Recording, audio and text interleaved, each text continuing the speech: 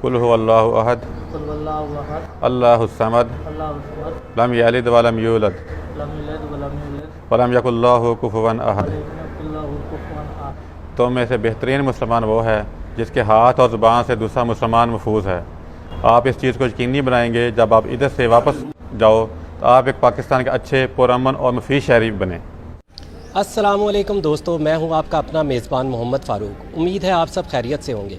आज हम आपको सैर करवाते हैं पंजाब के आखिरी ज़िला रहीम यार ख़ान के एक ऐसे थाने की जिसके SHO हाफिज़ शहजाद ना सिर्फ खुद हाफ़िज़ कुरान और 5 वक्त के नमाजी हैं, बल्कि इसके साथ साथ उन्होंने इस चीज़ का बेरा भी उठाया है कि इनके पास जो ख़तरनाक जराइम में मुलविस कैदी यहाँ पर इस थाने में आते हैं, इन्हें ये 5 वक्त का नमाजी और कुरान और दीन की तालीम की तरफ राग़िब कर सकें। जी तो नाज़रीन, इस वक्त हम मौजूद हैं SHO सदर रहीम यार ख़ान के साथ। अमूमन पुलिस के बारे में ये तासुर जाता है कि पुलिस जो है वो रिश्वतखोर है, गलत काम करती है, मगर इस SHO ने पुलिस का ये जो तासुर है इसे बिल्कुल ज़ाइल कर दिया है। आइए हम इनसे बात करते हैं कि कैसे इनके अंदर ये ईमान का जज्बा पैदा हुआ कि इन्होंने कैदियों को नमाज की जानिब किस तरह राग़िब किया। बेशक अल्लाह ताला इंसाफ करने वालों को पसंद करता है।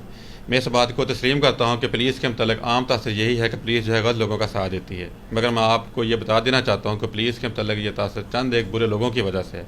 जहाँ तक इस्लामी तालीमात का तल्लक है तो बतौर मुसलमान हमारा यह फ़र्ज़ है कि हम हर मुसलमान को दीन इस्लाम की जानिब राग़िब करें।